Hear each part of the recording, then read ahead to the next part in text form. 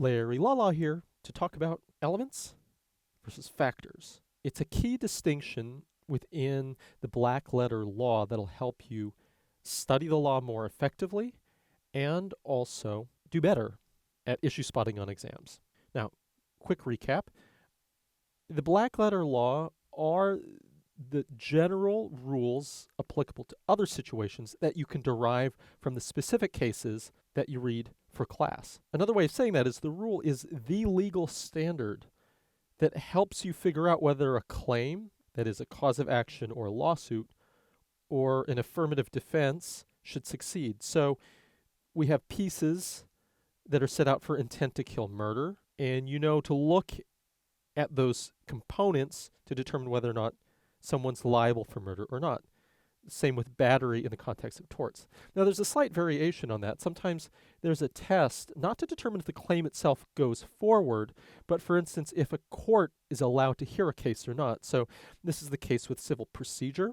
A piece called personal jurisdiction determines whether or not a court has power to drag a particular person or entity into court. And in the realm of constitutional law, there's a bit about whether or not a law is constitutional or not, whether or not the claim itself can be heard, and other powers of the courts. Now let's talk a bit more about the components of the black letter law. A rule isn't usually just a one-sentence order or mandate. Usually a rule that constitutes the black letter law is made up of components, and this is where the distinction is helpful. Usually a rule is made up of elements, or on the other hand, factors, and it's super important to know the difference between these as you study the black letter law. Let's start with elements.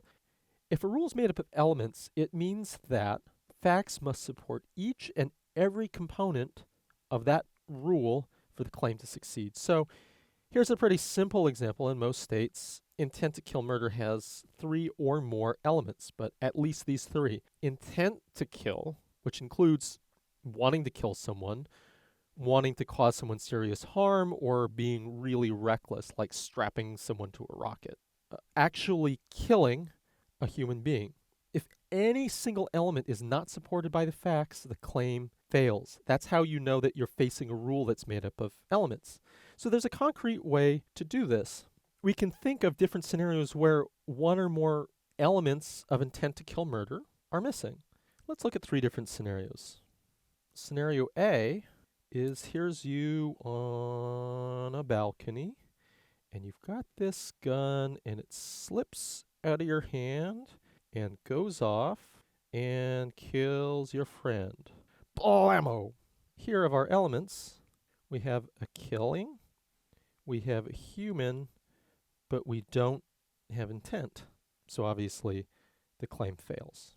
In scenario B, you're angry at your friend, and you put a gun to your friend's head and fire, but your friend is the Wolverine and can't be killed, so doesn't die. We've got intent. Let's pretend that Wolverine is human, but no killing. So no intent to kill murder. Last scenario, you've got a dog named Wolverine, and you shoot its face off. Horrible. You intended to kill. You killed, but Wolverine, this one anyway, is not human. Now, an important advanced point here is to notice that just because you're missing an element for one crime, you should really look for other crimes if at least one element's triggered. So let's go back through these scenarios.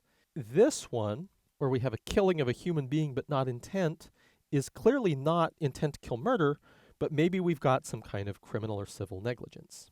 In scenario B, where we have you wanting to kill Wolverine and the fact that Wolverine is human, but can't be killed because his skull is made of adamantium, we may well have some kind of attempted murder, even if we don't have intent to kill murder here. Always look for a kind of similar crime if a particular crime, its elements are not met. Lastly, for this scenario, we have intent and we have a killing, but not a human.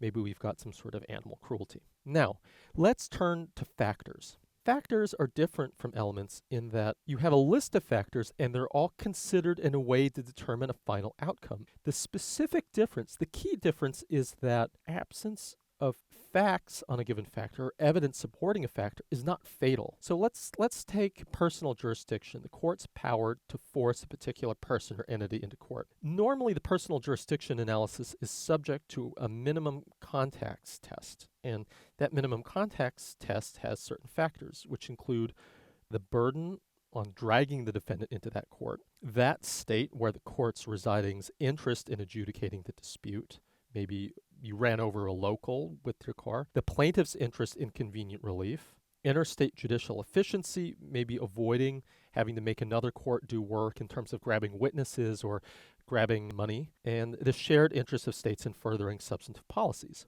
So this is different from this scenario where missing a single element will kill the case. You don't look at personal jurisdiction that way. You may miss some of these factors completely and still find that there's personal jurisdiction. For instance, the way you would do this is say that you run over you're on vacation in Florida, you live in California, and you run over someone with your car. So if you're a Californian, the burden on being a defendant in a Florida court is pretty high, so that's a negative here. On the other hand, the state's interest in adjudicating relief is pretty high because you've run over a local and the state of Florida wants to enforce its so-called laws. Sorry, Florida. The plaintiff's interest in convenient relief, the plaintiff lives in Florida, the one who got run over, so that's a yes. Interstate judicial efficiency, maybe this cuts both ways, you know. It's easier for Florida, the accident happened in Florida, but on the other hand, if you don't live there, a California court has to do a lot of work in terms of a California court could definitely force you into court and that sort of thing.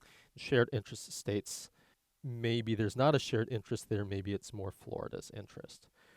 So here we've got we kind of add up the pluses and minuses, and then we get some sort of conclusion, personal jurisdiction or no personal jurisdiction. And to some extent, this determination is not made at random, it's made using the guidance of the case law, the black letter sub-rules that you end up studying.